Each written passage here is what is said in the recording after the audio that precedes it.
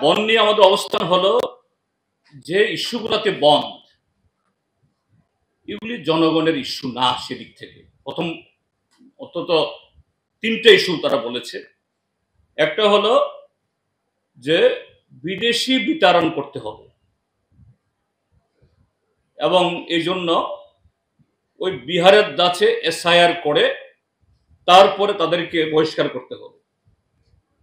হ্যাঁ, বিদেশি অবৈধভাবে আমাদের দেশের মধ্যে অনুপ্রবেশ ঘটুক, আমাদের কাজের ভাগ, জাগার ভাগ এগুলি দখল করুক, কেউ চায় না। কিন্তু বিদেশি বিতাড়ন তো এটা কোনো একটা দল, রাজনৈতিক দল, তারা এই দায়িত্ব নিতে পারে। তার দায়িত্ব কার? ভারত সরকারের। আর নির্বাচন কমিশনের যে প্রক্রিয়ার মধ্য দিয়ে এটা কখনোই হয় না। বিহারটা তো রাজনৈতিক উদ্দেশ্যে করেছে। একটা ইস্যু। দ্বিতীয় ইস্যু, তারা বলেছে যে ত্রিপুরা মথার সাথে ভারত সরকারের চুক্তি হয়েছে, এরা বলে ত্রিপুরা অ্যাকর্ড, এডিসি তথা ত্রিপুরার যে সার্বিক উন্নয়নে, এটা কেন কার্যকরী হয় না। থার্ড বলেছে এই কোনটা জানি, 125তম সংবিধান সংশোধনী বিল, এটা আজকে 8 বছর ধরে পার্লামেন্টে হিমঘরে সেখানে ঢুকিয়ে রেখেছে। আমি বলবো এই ইস্যুগুলি তো মথা এবং বিজেপির পারিবারিক ইস্যু। মথার সাথে বিজেপির সেই 2023-এর অপ্রকাশ্য আতাত, কি লক্ষ্যে?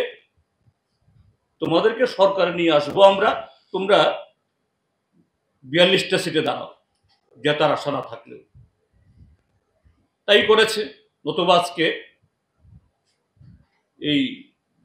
এই সরকার থাকার কথা ছিল না। অঙ্ক পরিষ্কার। তারপর ত্রিপুরা মথা সাথে চুক্তি, কারণ সেই অপ্রকাশ্য চুক্তি করার পর মথার এমএলএরা মন্ত্রী হতে পারছিল না। একটা দেখাতে হবে, লোক দেখানো। চুক্তি হয়েছে, 6 মাসের মধ্যে নাকি রূপায়িত হবে। আজকে বছর পেরিয়ে যাচ্ছে। তো তোমাদের পারিবারিক ব্যাপার। 3, 125তম সংশোধনী বিল কে আটকে রেখেছে? বিজেপির সরকার, মোদী সরকার। এটা স্ট্যান্ডিং কমিটি যারা ছিল, আনন্দ শর্মার নেতৃত্বে কংগ্রেসের এমপি, তারাও রিকমেন্ডেশন দিয়ে দিয়েছেন। যে 4টা রাজ্যে ডিসি, রাজ্য সরকারগুলো রিকমেন্ডেশন দিয়ে দিয়েছেন। এখন শুধু পার্লামেন্টে পেশ হলেই এই বিলটা পাস হবে। এই বিল পাস হলে পরে আমাদের ত্রিপুরা ট্রাইবাল এডিসি, আরো 9টা এডিসি সহ তার কিছু লেজিসলেটিভ পাওয়ার, ফাইন্যান্সিয়াল পাওয়ার ইত্যাদি আসবে। কে আটকাচ্ছে? বিজেপি সরকার। আর সেই বিজেপির সাথে ত্রিপুরা মথা একই সংসারের স্বামী স্ত্রীর মতো তারা। তাহলে তোমার পারিবারিক ব্যাপার, তার জন্য ত্রিপুরাতে জনগণ ভুগবে কেন?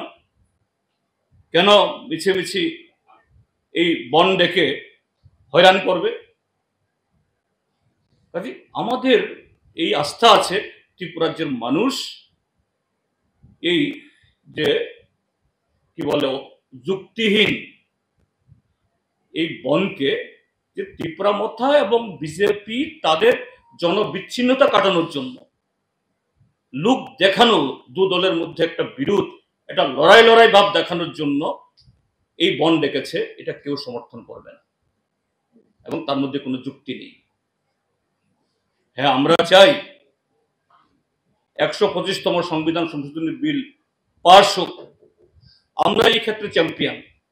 কিন্তু এগুলি এই নাটক করার কোনো প্রয়োজন নেই। এই নাটক করে শুধুমাত্র ত্রিপুরাজ্যের মানুষকে হয়রানি করা ছাড়া আর কিছু নয়। এতে ট্রাইবেল, নন ট্রাইবেল বা সারা ত্রিপুরাজ্যের মানুষের কোনো লাভ হবে না।